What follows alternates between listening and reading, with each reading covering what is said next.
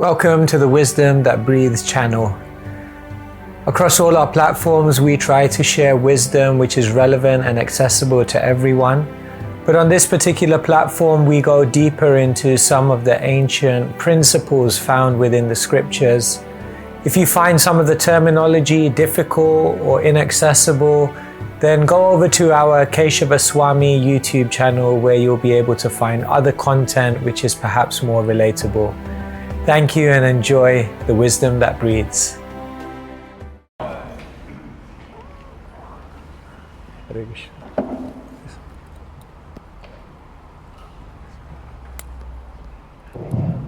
Hare Krishna.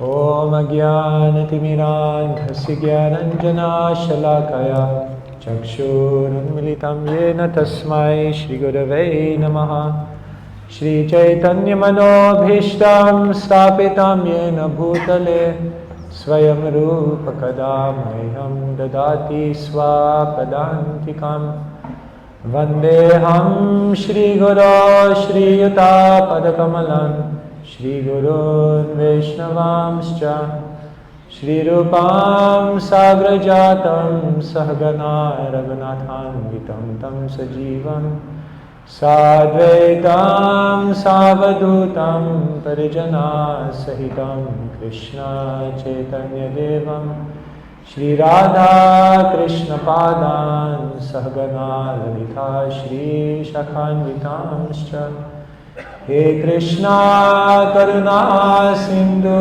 Dinabandhu Jagatpate Gopesha Gopika Kanta Radha Kanta Namostute Tapta Kanchana Gaurangi Radhe Vrindavaneshwari Vrishabhanu Sute Devi Pranamami Hari Priya Vancha kalpatarobhyascha kripa sindhubhya eva cha patitanam pavanebhyo vaishnavebhyo namo namaha Shri Krishna Chaitanya Prabhu Nityananda Shri Advaita Gadadhar Shivasadi Gaura Bhakta Vrinda Hare Krishna Krishna Krishna Hare Hare Hare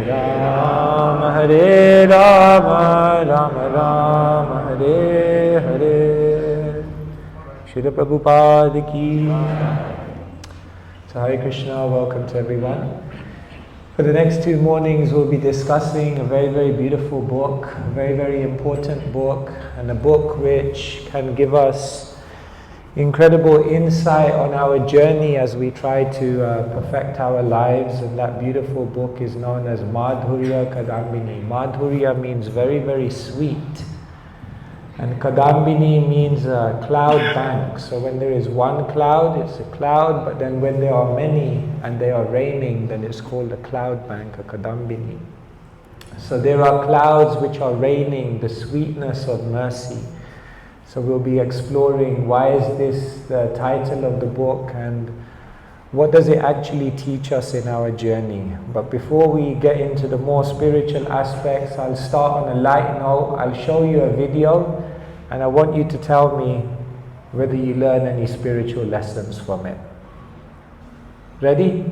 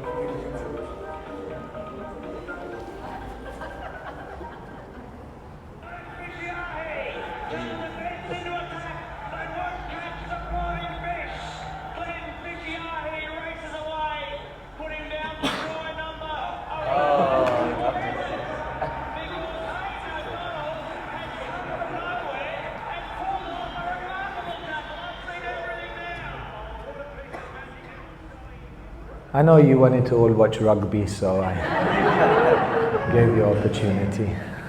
No one can tell you you're in Maya. Any lessons that you learned from that for your spiritual journey? Yes? You don't celebrate too early. Yes. Don't become complacent. Yes. Stay focused on the goal. Yes. Don't turn your back on the goal. Don't turn your back on the goal. Yes? Pride comes before a fall. Pride comes before a fall. First clip, the guy fell down, but he decided, the bike is not doing it, so he just kept running. So if you fall down, find another way, just get it done. Okay, so if you fall down, just find another way and get it done. You should be a commentator. One more? Yeah, okay. Yes? Wait for the task to be completed before you celebrate. Yes. So this is how you can watch sports and become Krishna conscious. Thomas Edison once said, many of life's failures are people who didn't realize how close they were to success when they gave up. Believe it or not, dear devotees, we are like each one of those individuals in the sense that we're actually very, very close to success. The scriptures explain, Brahmande Brahmide Kona Bhagyavan Jeev Guru Krishna Prasade Pai Bhakti Lata Bij. It's explained that for thousands and perhaps millions of lifetimes we have been wandering within the material world. According to Shastra, Padma Purana explains that actually to come to the human form of life, for most people it means they've gone through every other single species. We've been everywhere. We've been in the waters, we've been in the trees, we've been in the deserts, we've been in the air, we've been on the land, we've been in another human body. We've been everywhere in all species of life, and finally we've come to this point of the human form of life. But then Krishna says, even when you come to the human form of life, Manushyanam Sahasreshu Kashkit Yatati Siddhaye. Out of many, many thousands who come to the human form, maybe one may endeavor for perfection. And out of those, thousands of those who are endeavoring, maybe one may make it. So actually we're incredibly close to success on our spiritual journey. In the proverbial journey, we are kind of on the final lap. But the most agonizing thing would be, just like in this video, if on the final lap we messed it up. That pride, that complacency, that blindness of turning your back on the goal, if that would kick in, that would be the most agonizing thing. Srila Prabhupada in his teachings explains, if one comes to Krishna consciousness, they're very fortunate. If one doesn't come to Krishna consciousness, they're unfortunate. But if one comes to Krishna consciousness and then doesn't take full advantage and get the mature fruit of that process, we can say they're the most unfortunate. Because so close, yet so far. So what happens to most people on the spiritual journey is one of two things, and sometimes we oscillate between these two things. On the spiritual journey, some people lose hope. They're actually right there, right close at the gates of eternity, but they lose hope because they think it's too far, I won't be able to do it. It's too hard, it's too high, it's too much. And some people just lose their focus because they think I'm here, it's happening, it's going to happen, and I'm in the process, so all is good, and I don't need to be too conscientious about it. Everything will appear by the grace of God. Lose the focus. So it's interesting that these two, although they seem to be opposite, they oscillate within our consciousness, even sometimes without us even knowing. Sometimes we just kind of in ourselves defeat ourselves, or in ourselves we just lose interest. We just go through all these emotions, and basically we get lost on the journey when actually we're very, very close to the finishing line. So it's very agonizing if someone is on this journey and they get lost. Therefore, what the Acharyas have done is to help us understand what that journey looks like. What the Acharyas do is they say, this is where you came from. They say, this is where you are right now. And if you keep walking the path, this is what will happen and this is where you will go. And therefore what they do is they map the whole journey of spiritual life. Because when you have a map, when you know what's behind you, where you are and what's in front of you, then it's much more easier to keep yourself enthused and on the journey. And that map that we've been given on the journey of bhakti is known as the Madhurya Kadambini. What Krishna does, and by different mechanisms, is he basically gives us insights into what we're actually in this world looking for. So the first thing Krishna does is he comes to the world and he presents the knowledge of Bhagavad Gita. And what does Krishna say? You know, Yoginam api sarvesham madgatena antaratmana shraddhavan bhajate yomam same yukta tamo mata. Krishna explains in the Gita that the ultimate thing we're all looking for is yoga, or connection with God. And of all types of yoga, bhakti is the highest. So what does Krishna do in the Gita? He establishes devotion, he establishes love as the highest aspiration, in very, very clear philosophical terms.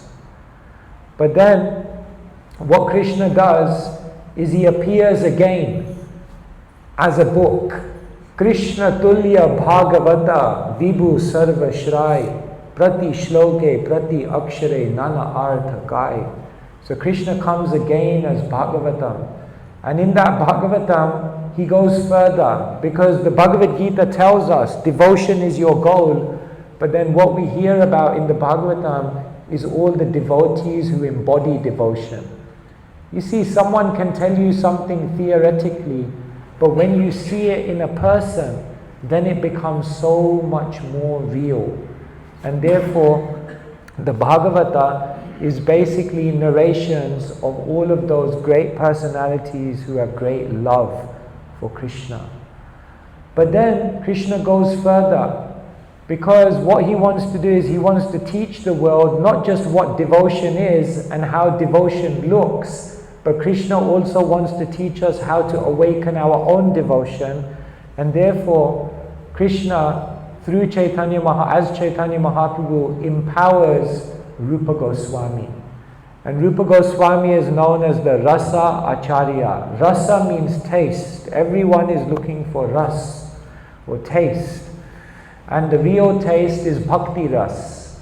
So then Rupa Goswami is known as the Rasacharya, because what Krishna does, Chaitanya Mahaprabhu, is he empowers Rupa Goswami to teach the world the science of how they can awaken their own devotion.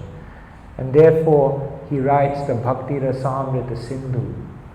You see, Mahaprabhu's love was like a waterfall. Have you ever tried to take shower in a waterfall? Good luck. You don't take shower in a waterfall. It's too intense. It's too powerful. So what the Goswamis did is they took the waterfall of Mahaprabhu's love and they made it into an ocean. Now, can you bathe in an ocean? That you can do. Durban ocean. Very warm, isn't it? Cape Town is cold. Durban is warm. So you can bathe in the ocean. So what Rupa Goswami did is he took the waterfall love of Mahaprabhu, which was so amazing, but wasn't accessible for everyone. And what he did is he made it into an ocean. And that ocean anyone can bathe in and understand and experience that love as well. So he educated us in how to actually develop that devotion. But then, what Vishwanath Chakravarti Thakur did is he took 2 verses from the Bhakti Rasamrita Sindhu and he made a whole nother book.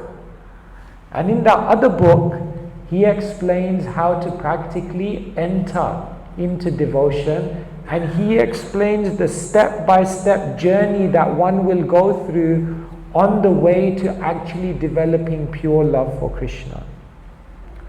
So can you see, Krishna is not just random, he's providing us with everything we require to develop love.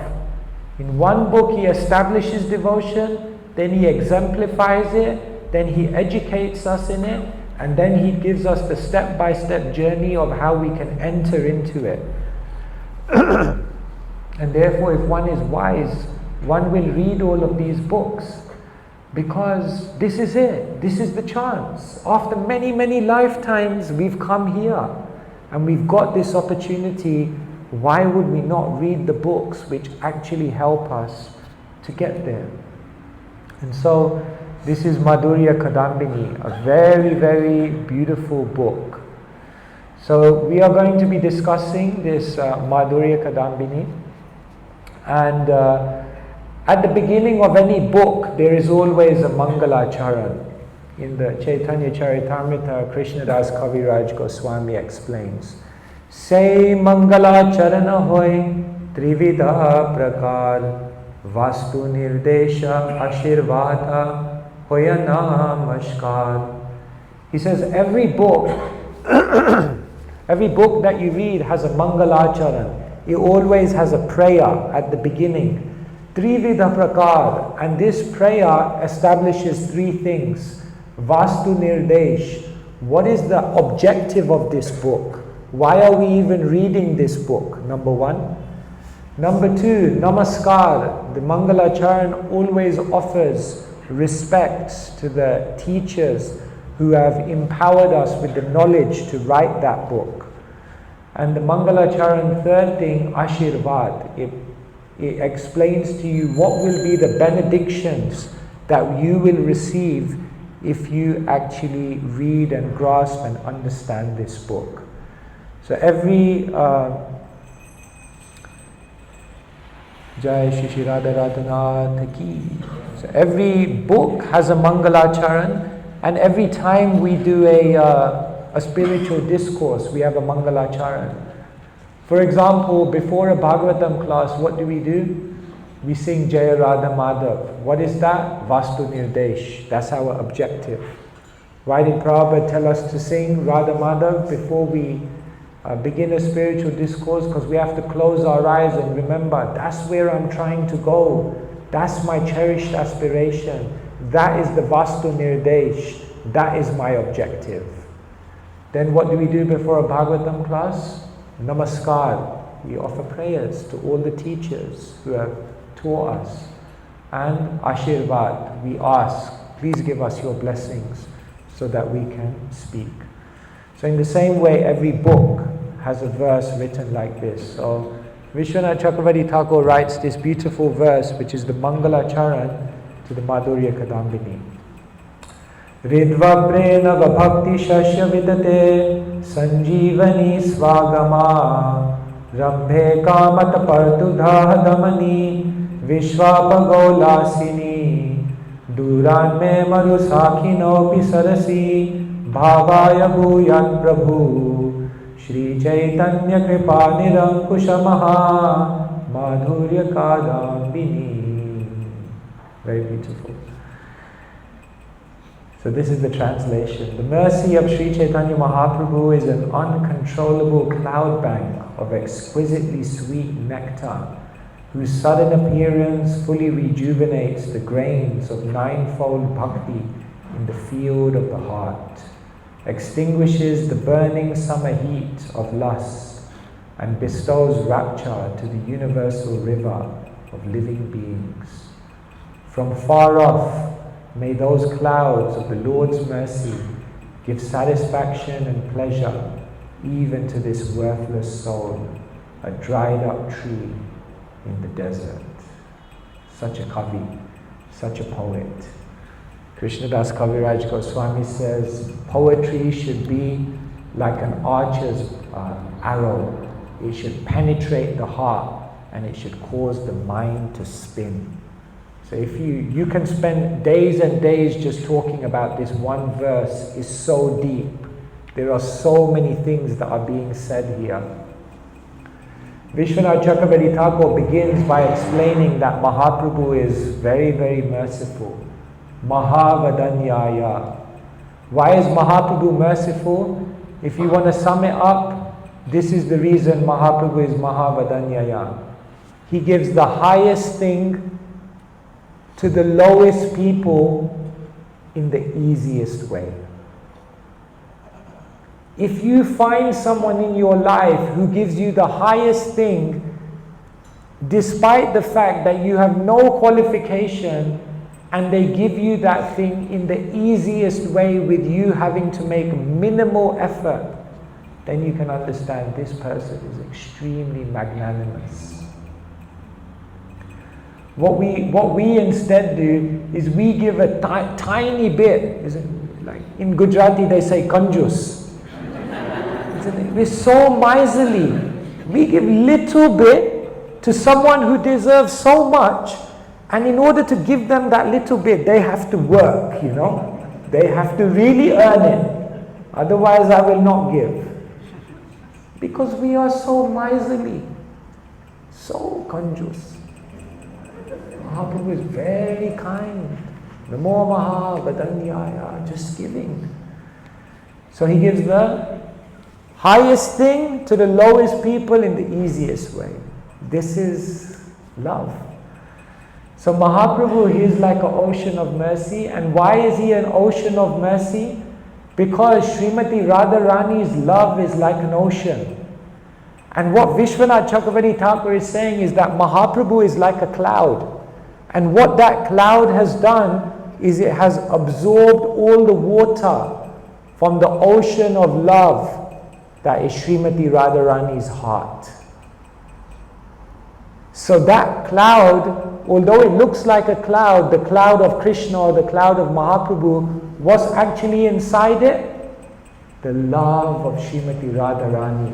Therefore, Radha Bhava Dyuti Suvalitam Krishna Nomi Swarupam. Mahaprabhu is Bahir Krishna, outside is Krishna, but inside he's actually Srimati Radharani, and Srimati Radharani is very kind. So Mahaprabhu is like a cloud, and he's a cloud which is filled with the love, the sweetness, the kindness of Srimati Radharani. And that cloud, what does it eventually do? A cloud at some point, when it becomes overloaded with rain, with water, it must rain. It must rain.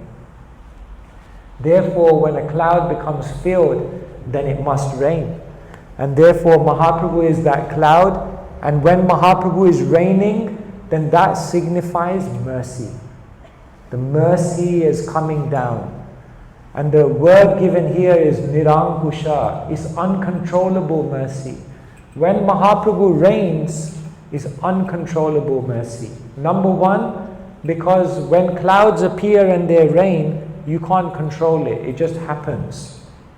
Second thing is when Mahaprabhu's mercy rains, it just rains in such an intensity that nobody can fathom. And the third reason why Vishwanath Chakravarti Thakur says it's Nirankusha, uncontrollable, is even when Mahaprabhu's left, that rain continues to flow. And where is that rain of Mahaprabhu's mercy landing? In our heart. And our heart is like a desert. It's very, very dry, because the scorching sun of lust has been beating down on our heart for lifetimes, and basically is dried up everything. And therefore nothing is growing, because our heart has become like a desert, very, very dry and very, very hard. Do we sometimes feel my heart is so hard? Don't we wish we could become soft and fertile, that land? So, how does the heart become soft and fertile? the rain of Mahaprabhu's mercy descends uncontrollably, and then what it does is it rejuvenates the heart. And what it does is it makes the heart fertile again. And then what grows in the heart? The grains of ninefold bhakti. When the mercy of Mahaprabhu comes, the heart becomes fertile, then the ninefold grains of bhakti.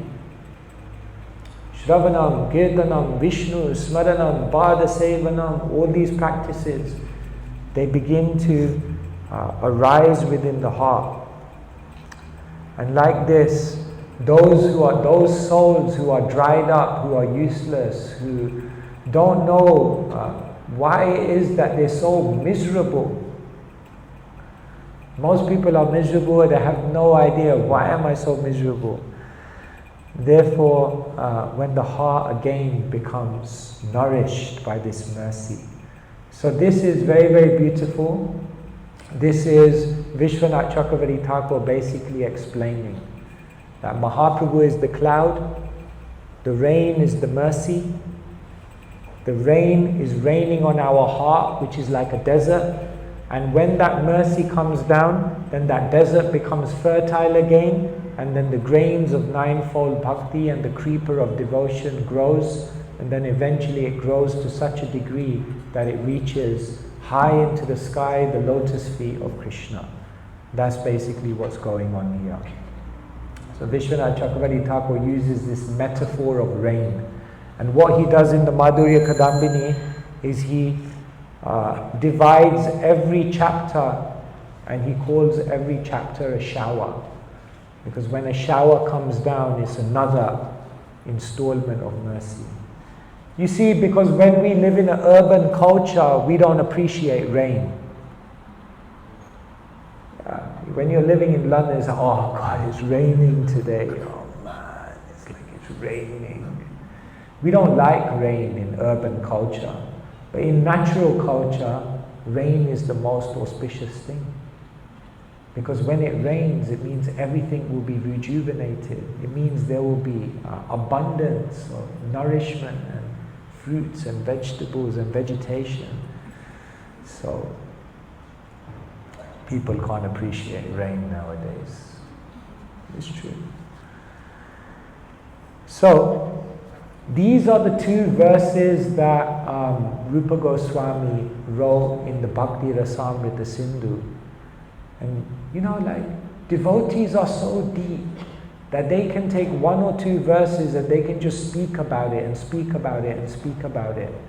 Because it's always ever expanding. Prati shloke, prati akshare, nana artha kai. Kaviraj Goswami says in every verse, in every syllables, nana artha kai, there are so many meanings. So this is what Vishwanath Chakravarti Thakur, he takes these two verses and he writes a whole nother book. So you can repeat after me. Ado Shraddha Tatha Sadhu Samgotha Bhajana Kriya Tato Nivriti Shyat Tato Nishtaru Chistatha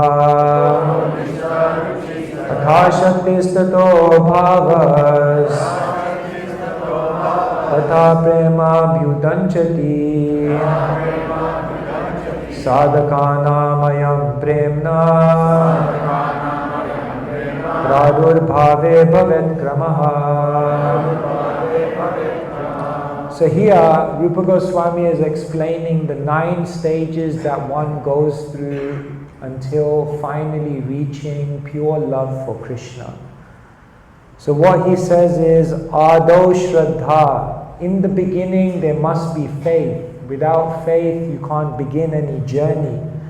And then he says, once you have faith, then the next thing that happens is association. You begin to associate with the devotees of Krishna. So we all received some faith in some way, and because of that faith, now we come to the temple. Now we come to the Sangha of Vaishnavas. Now we join an online Sangha or something. You begin to associate with devotees. And then after associating with devotees, you can't be around devotees for too long before they tell you to start doing something. So soon they engage you in bhajan. Bhajan means a regulated practice by which you begin to try to individually develop your relationship with Krishna. Now he walks around with a bead bag. It's like that's when the warning signs come on for some of your family members. Go to the temple, that's okay. If you go to the temple on a weekday, why do you go to the temple on a weekday? Temple means Sunday. Weekday? Warning signs are there. And then, if you bring a bead bag home, it's getting serious. Call the deprogrammers. And then as you start, then it does get serious, because as you begin to get interested in Krishna, then Krishna begins to get interested in you, because what does Krishna do? Shrinvatam Swakata Krishna Punya Shravana Kirtana Ridyantasto Hiya Bhadrani Vidunoti Surat. Krishna begins cleaning up your heart. And when he begins cleaning, it's a very shocking process, because you begin to see things in your heart that you never knew were there.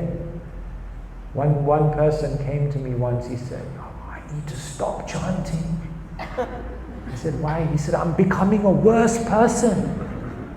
I said, what do you mean? He said, all this lust, anger, it's all coming out when I chant. I never had this before. I said, you had it, but you didn't know it was there. Like when you clean a room, isn't it? Then it looks clean. Of course, it is clean, this one.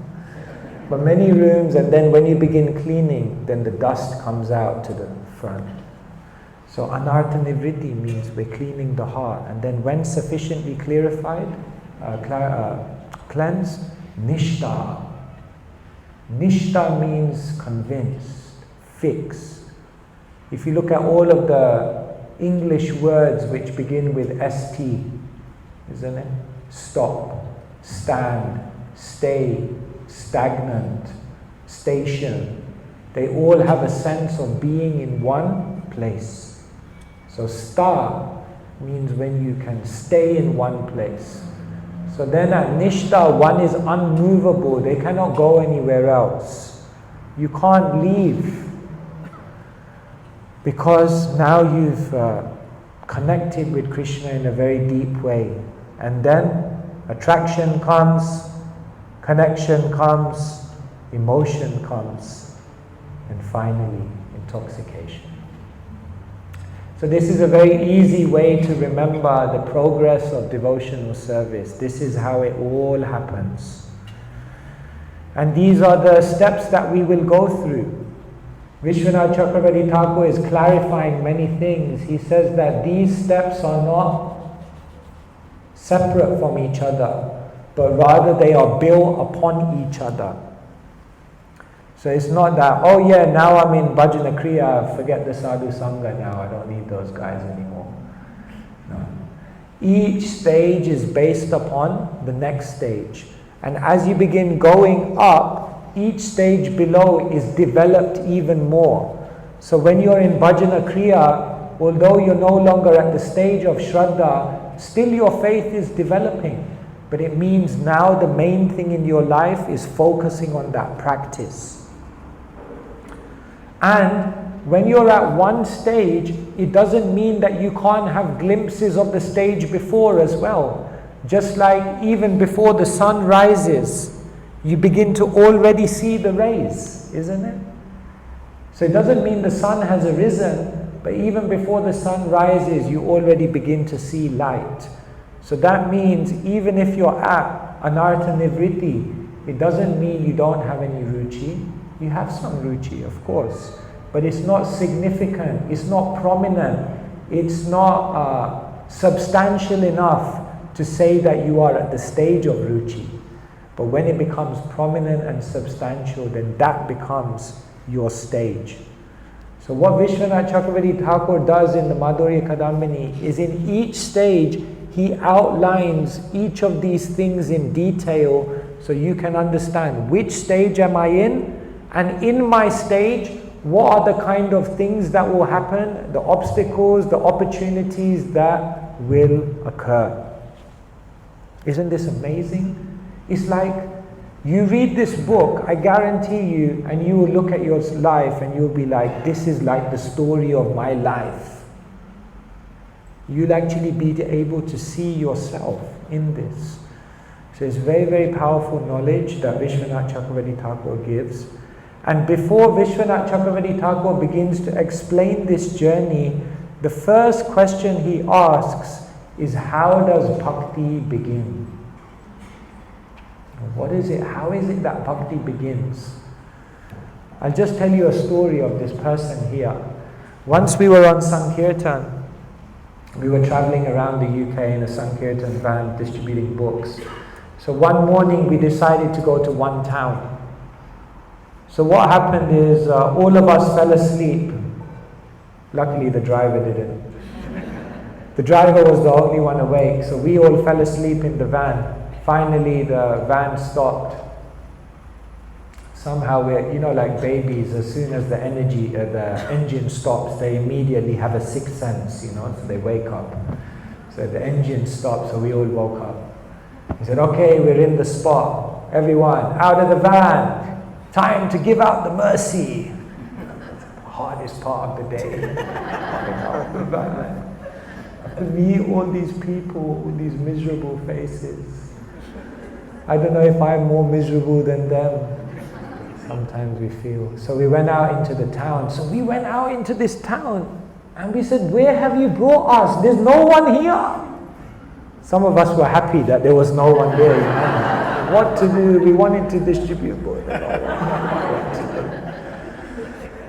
So we were like, where did you bring us? He said, I brought you to Torquay. I said, are you sure? Finally we met one person on the street, this ghost town. It was like a ghost town. We said, where are we?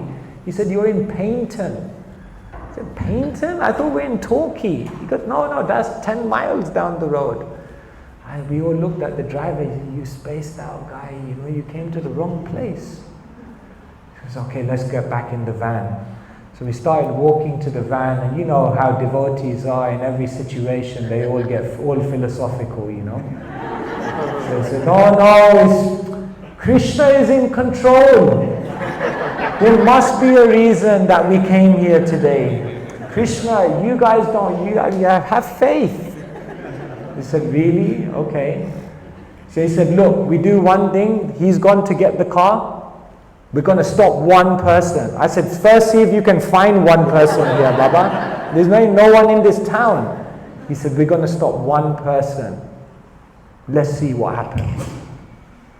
So finally we were waiting, and then in the distance we saw one person coming.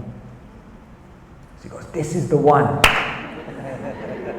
And 6 of us jumped on him. That was like, he got the full mercy, Like, hey, how you doing? He's like, I've never had 6 strangers so happy to see me,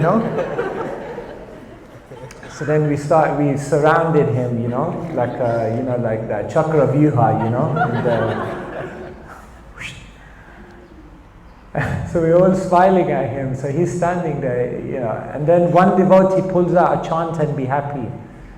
He says, we're here to help you. We're your friends. You look at us, we're so happy. And this book's for you. Chant and be happy. So we gave him the book. And he looked at us. He said, I already got it. And he said, what's more, I was just at the beach reading it. I was like, okay. So I said, where did you get it from? He said, I got this 3 weeks ago from my friend in Ireland, and I just started reading it. It's changed my life. I stopped drinking, I stopped smoking, and now I chant every day. I said, what do you mean you chant every day? You ever met any Hare Krishnas? He goes, I don't know who you guys are, I don't know what you guys do. Clearly I can see you surround people in towns and corner them. But otherwise I never met you guys before. I don't know, you have temples? I've never been to a temple. But in the book it said that you have to chant, and it said you need to make beads. So I made my own beads and I just chant. So this is him.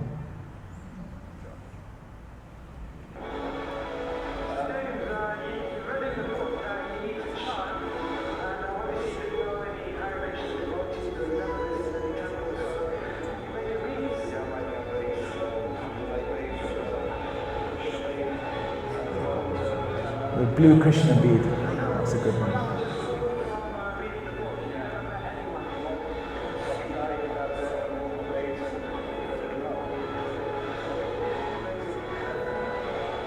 Srila Prabhupada ki.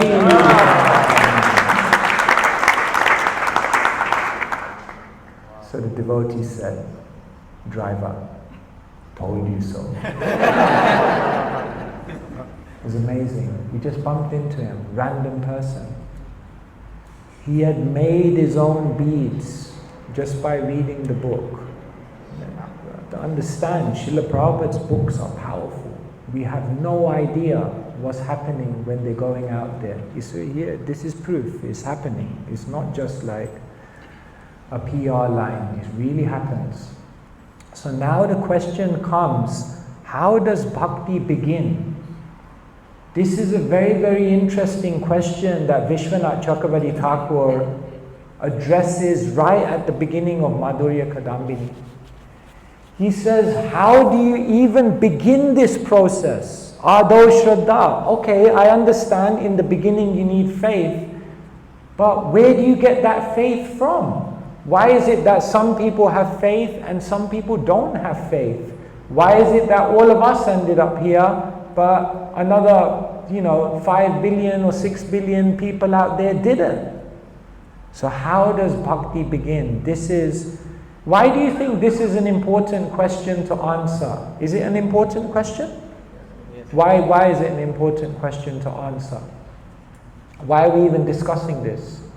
We're here, let's just get on with it. Why does Vishwanath Chakravarti first say you must understand this clearly? How bhakti begins. Why is it important to understand? Anyone? Yes? So we know how, when we go out there, how to start another journey for someone else. Okay, so if you know this, then you know how to help other people start their journey. Very good. Yes? Then you have gratitude. If you know what was the mechanism and what were the arrangements which caused you to be here, then it may help you to value your position more. Very good. Yeah, these are the points. And also, it also helps us to understand, if we know how bhakti begun, then it also has important information in terms of how we can further develop our bhakti. So, Vishwanath Chakravarti Thakur, he's going into a dialogue with himself in the Madhurya Kadambini, and he makes the point that you're here practicing is simple. You're here practicing bhakti yoga because you did it in a previous life. Krishna already explained that in the Gita. Suchinam Shrimadam Gehe Yoga Brashto Vijayate. If you take up the practice, but then later on you desist, then what will happen is in your next life you'll take birth in a favorable family where you'll again be in a situation where you can continue that journey. So it's simple. Why are you here practicing bhakti? Because you did it in a previous life. Simple. Well, happy? He says, no. But then how did I begin in that life? Well, simple. Because you did it before that. Okay. Good. But what about that life? No, I want to know, where did it begin? So then, he says it's simple. The Bhagavatam explains how bhakti began. Yadrichaya mat kathado jata shraddhastu ya puman na nirvino nati shakto bhakti yogasya siddhadha. How did bhakti begin? Simple. Yadrichaya, good fortune. You were fortunate. If somehow or other, by good fortune, one develops faith in hearing and chanting my glories, such a person, being neither very disgusted nor very much attached to material life, should achieve perfection through the path of loving devotion to me. Uddhava Gita, Bhagavatam. Happy now? Simple. You begun bhakti because of good fortune. Okay, now get on with it. No, I'm not happy still. But where does that good fortune come from? If you tell me the cause of bhakti is good fortune, I agree, but still I want to know, where did that good fortune come from? So then Vishwanath Chakravarti Thakur says, maybe the cause of your good fortune was that you did many pious activities.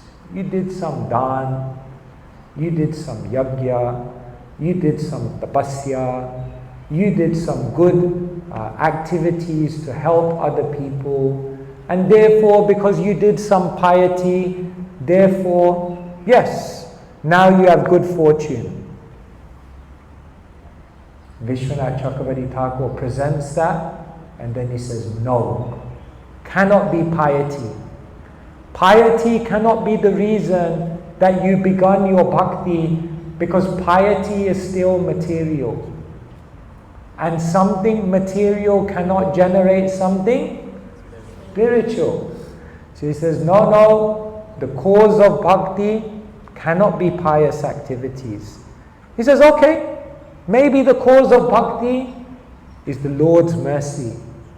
Yes, you started bhakti because you got Krishna's mercy, right? That's spiritual. But he says, no, there's a problem. Because Krishna says, Samoham sarva bhuteshu name dveshyo stina priyaha. Krishna says, I'm equal to everyone. I don't envy anyone. I'm not against anyone. I am equal to everyone. So if the cause of bhakti is Krishna's mercy, and Krishna is equal to everyone, then why didn't everyone get bhakti? It's a problem. So he says, yes, it can't be. It's not even Krishna. It's not Krishna. So then who is it?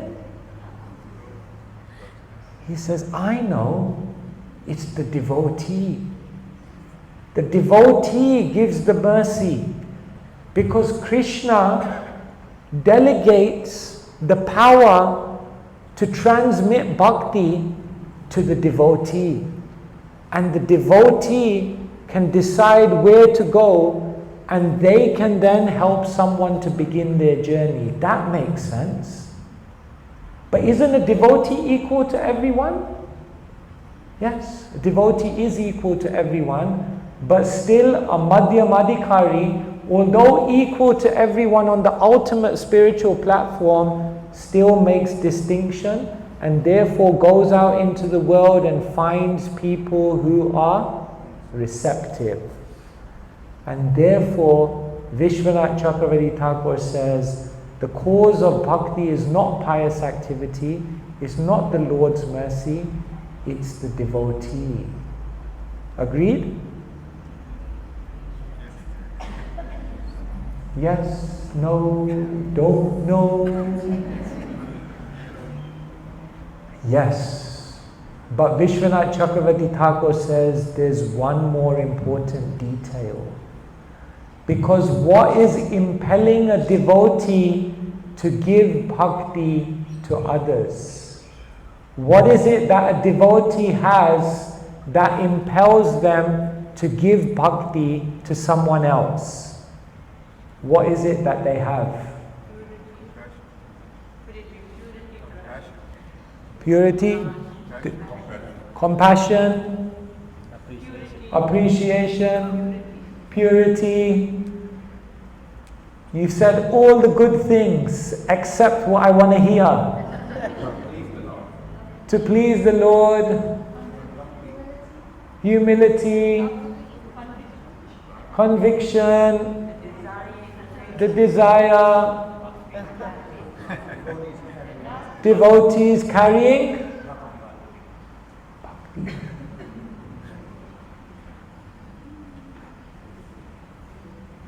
Because a devotee has bhakti in their heart, which manifests in compassion, kindness, humility, purity. The bhakti within the heart causes a devotee to then go out and give bhakti to others. So what is the cause of bhakti? Finished. Nothing in this world can create bhakti except bhakti.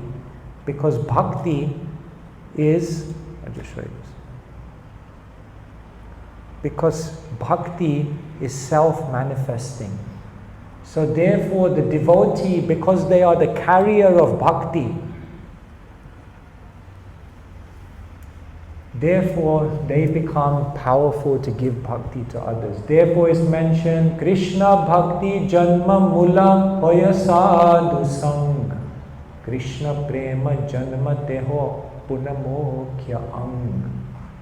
The root cause of the awakening of pure love for Krishna is the association of someone who has bhakti. Prabhupada had so much bhakti in his heart. Therefore he was impelled, even despite all problems, to come and give it to others. Because when you have it, you can't stop yourself from giving it to others. You must give it. Like we see devotees like His Holiness Jayapataka Maharaj. They are just addicted to giving the mercy to others. It doesn't matter how many problems, how many difficulties, they just continue to give because the bhakti is so great that they can't stop giving to others. They must give more and more. So, this is very, very beautiful. So how does bhakti begin? We are practicing bhakti because we have an attraction, and that attraction causes us to execute bhakti, and when we execute bhakti we get more attraction, and that causes us to execute more. But how did it all begin? That initial attraction was given by a devotee, and because that initial attraction was given, we executed it, we according to Guru and Shastra, and we got more faith and knowledge as the process went on, and now it's spiraling. Now this may seem highly philosophical, but actually it's very simple. If all of us trace back to how we began Krishna consciousness, you can trace it back to a devotee. There's no other way. It's only a devotee. And that's such a powerful point, because it means every single one of us in this room, we, by Krishna's mercy, are the only hope for the world. Devotees are the only hope for the world, because only if someone gets an association of a devotee can they begin. And therefore the devotees have to make themselves available. The devotees have to give their association as much as possible. Because you may think, I'm very small, I'm very insignificant, but you have bhakti in your heart. And if someone comes in contact with you, it's going to be dangerous for their material life. Because you're going to do something to them in a very beautiful way. So this is very, very nice. This is why the devotees are constantly going out and sharing bhakti with others. So before Vishwanath Chakravarti Thakur goes and explains the journey of bhakti and how we go through every single stage, he first begins by making this point of how we begin bhakti. Okay, let me just stop here. Does anyone have any questions on this or clarifications or things you may not understand or that you want to know more about?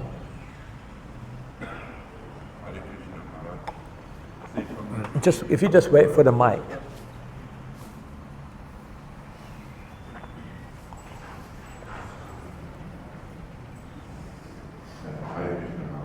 They say from the stages of Shraddha, Prema, only in the sixth stage, Ruchi, one can be left alone. I was just hoping you could comment on it. Because spiritual life is dangerous if you left alone life with that.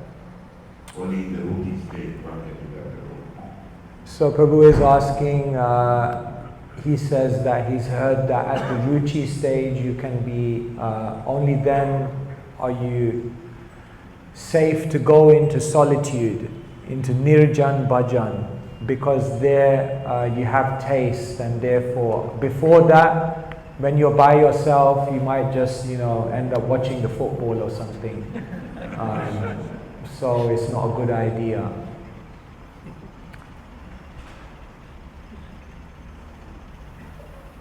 Some element of solitude is required at all stages of spiritual life. Even when you're a sadhaka, some moments in the day you just need to disconnect from everyone and you need to be just with yourself. You can journal, you can reflect. Nowadays people don't spend any time alone. Have you heard of the theory of boredom? 50 years ago people used to get bored. And when they got bored, there was nothing to do. And when there was nothing to do and nobody around, you know what they started to do? They started actually thinking. So boredom was very good, because it was only in those times that they were left with themselves to actually think about things, and sometimes they came up with good thoughts. But nowadays people don't get bored, because as soon as they get bored, you know what they do, right? Pick up a phone and start swiping. And therefore nobody has any time to sit with their own thoughts now. So one important thing is every devotee should spend some time in some solitude to reflect. Otherwise our spiritual life becomes very, very mechanical and very, very external. Prabhupada writes in the Bhagavatam, a devotee should be as thoughtful as a non-devotee is speculative. But how you will become thoughtful if you're constantly surrounded by others? So therefore some time alone is good. However, we don't go into Nirjan Bhajan, which means, lock ourselves off. If you go to Vrindavan, then there's Bhugarbha Goswami. Bhu means the earth, and Garbha means a cave. So what did he do when he wanted to chant? He went underground into a cave and he chanted there. Jiva Goswami went in a crocodile hole. If you go to Radhasham Sundar temple, then you can ask them, they'll take you to the Bhajan Kutir of Rasikananda. You have to walk down. So they used to go into seclusion. But we don't do that because Dustamana Tumi Kisher Vaishnav. Bhaktisiddhanta Saraswati Thakur says, you fool. You think you'll go into seclusion with your crazy mind? You'll be. So at what stage does one become qualified for Nirjan Bhajan? Actually, as explained, Bharat Maharaj was at the stage of Bhav. And then what did he do? He went to a forest and he got attached to a deer. And what's explained by the commentators is that the problem he had is that he had no devotees around him to correct him, to help him, and therefore he fell down. So it seems that even in the stage of Bhav, to go into Nirjan Bhajan is difficult. So I've never heard that it's been defined that at this stage you can go into solitude. Basically, solitude is there for every devotee, but the degree of solitude and the degree of privacy that you create in your life has to be measured very, very carefully, because too little and you'll become just external and mechanical. And too much, and your mind will finish you off. Therefore, it has to be very controlled. The relationship with the mind, there must be always be control. Like say for example, put your hand up here if you've ever seen a lion. Okay, keep your hands up, keep your hands up. Now, put your hand down if that lion was in a zoo. Okay, keep your hand up still.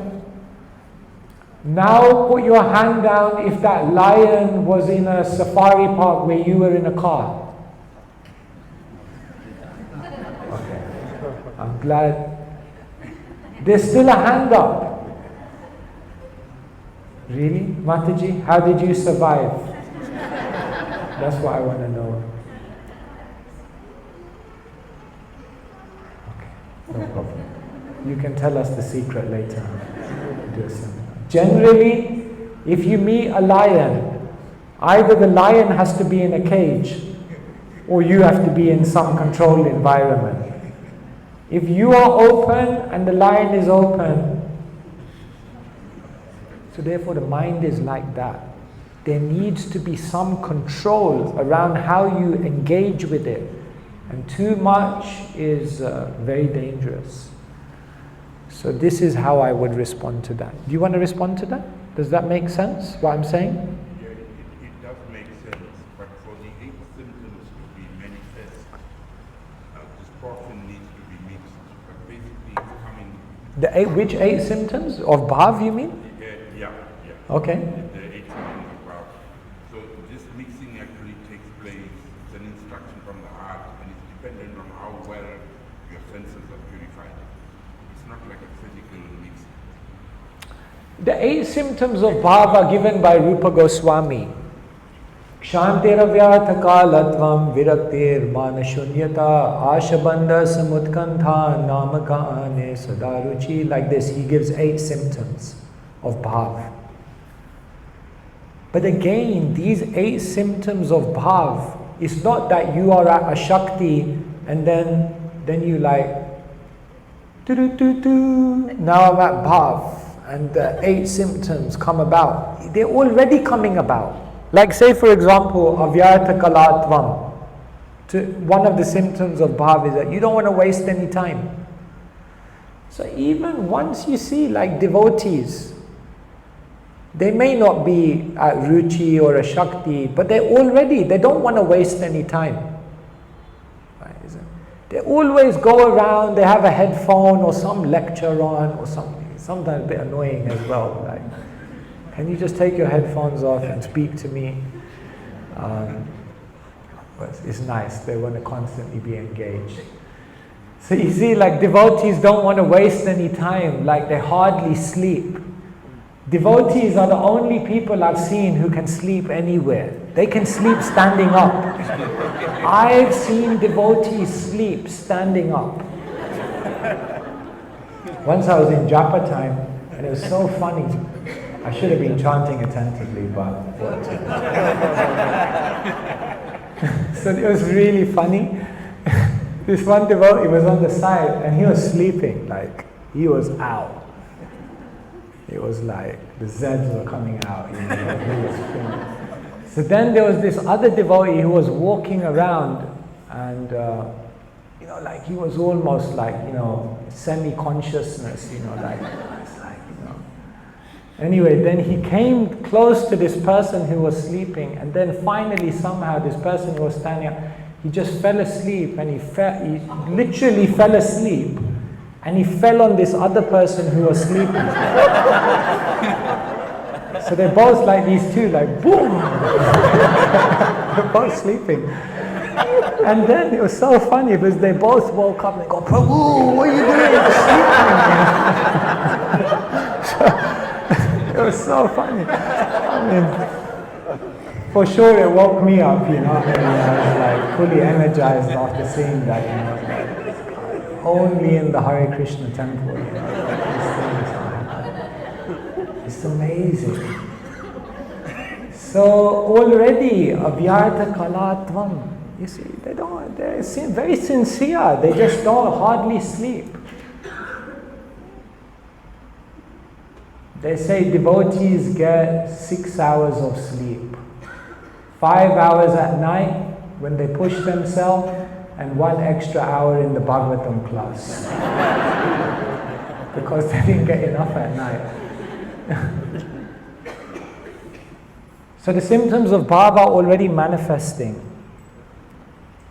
So solitude is definitely there, but generally in our tradition, in our line of Bhaktisiddhanta Saraswati Thakur and Srila Prabhupada, Nirjan, Bhajan, really, Babaji, Vaish, they did not actually encourage this so much.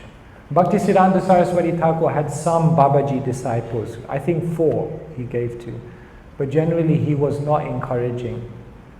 Generally he was encouraging everyone till the end, just like Srila Prabhupada showed the example himself, till the end. He never cut himself off, he was always with the devotees, to give that example. So Prabhupada generally, we don't so much encourage at any stage to go into complete nirjan, bhajan, but rather, see, this verse is very nice. Krishna bhakti janma mula hoya sadhu sang. The root cause of devotion is sadhu sang. But then the next line, what does it say? Krishna prema janma teho puna mukhya ang. But even when love for Krishna arises, association of devotees is still the mukhya ang, the primary. Because in the spiritual world, you're with the devotees. It's not like, everyone's in the spiritual world in their bhajan kutir. No. Everyone's together. Because satam prasangan mamavirya samvido bhavanti red karna rasayana katha. It's very beautiful. It's more rasa when there's more devotees. It's nice, like Raghunath Prabhu's dancing in the kirtan. Very nice. Is that okay?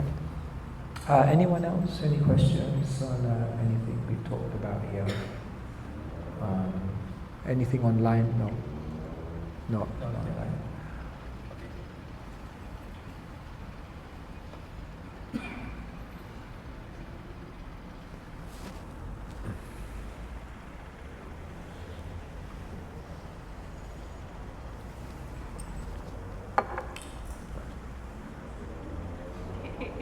That was a very respectful way of doing it. If it was me, I would have just walked. Marge, I'm thinking when the bhakti comes from bhakti, and when, how does it begin? But I was also considering that when does it begin? At what point can we say this is the beginning of bhakti? The first time I meet the devotee, the first time I hear the mantra, is all of these connection points? Because I was thinking personally, or is it the first time you think that, yes, I want to do this, and you can move? So what is the actual point where you began? What day did you actually join? And these are all points of highly heated Vaishnav debate. It seems as though Srila Prabhupada, if you look in the Madhya Leela, chapters 19 to 25 are very powerful because Mahaprabhu is instructing Rupa and Sanatana. And he's explaining the science. Actually, everything we read about in Bhakti Rasamrita Sindhu, the root of it is found in those chapters of the CC. So we have this verse. Brahmande Brahmide Guna Bhagyavan Jeev Guru Krishna Prasade Bhai Bhakti Lata Bij. If you're incredibly fortunate, then you get the seed of devotion. Now this is a very puzzling verse in one sense, because what does it mean to get the seed of devotion? Because another verse in the Chaitanya Charitamrita tells us, Nitya Siddha Krishna Prem Sadhya Kabunoi Shravanadi Sudachite Karaye Udoi. Love for Krishna is eternally established within the heart. So that means love for Krishna is already within you. So then what does it mean that the spiritual master gives you the seed of bhakti? What does that mean? What is that starting point? So unfortunately I don't have my phone with me now, but in one purport Prabhupada writes that when you are given the association of a devotee by which you get the practices, the processes of devotional service, the education of how to do it, and the enthusiasm, inspiration and encouragement to do it, then that complete package is the seed of devotional service. So it's not just that if someone gets a book, but if they get a book and simultaneously they get the enthusiasm, the faith, the inspiration to actually read it and do something with it, we can say the seed has been completely implanted. So when that complete package is there, then we can say, yes, Ado Shraddha, now they have begun their journey. Because they've been given that seed, and what does that seed mean? The practices, the processes, the education, the inspiration, the faith, the encouragement, all of those things to actually begin this process. Therefore, what we're trying to do is always give people these things, like we distribute thousands of books, but then what we also try to do, we need to have other programs where we give people faith, encouragement, inspiration, and when that all of those things align, then it sparks the journey, and then the rest is history. Does that make sense? Yeah, is it? Yeah? So that's what it means, that you actually get it and you do something with it because you've been given all those elements like that. Okay? Alright, I think, shall we, I don't have a clock here. I think it's time to end, right? We'll end here. I wanted to go further, but we have tomorrow, so we'll go a little further. So in essence, today, we talked about the super excellence of bhakti. Bhakti is self-manifesting, independent, and super excellent. This is what Vishwanath Chakravarti Thakur describes. And tomorrotomorrow we'll begin to explain all of these different stages. I don't know how much we'll be able to do. We'll do something. Just to give you a taste of what Vishwanath Chakravarti Thakur talks about. So thank you very much for being here. Srila Prabhupada ki jai.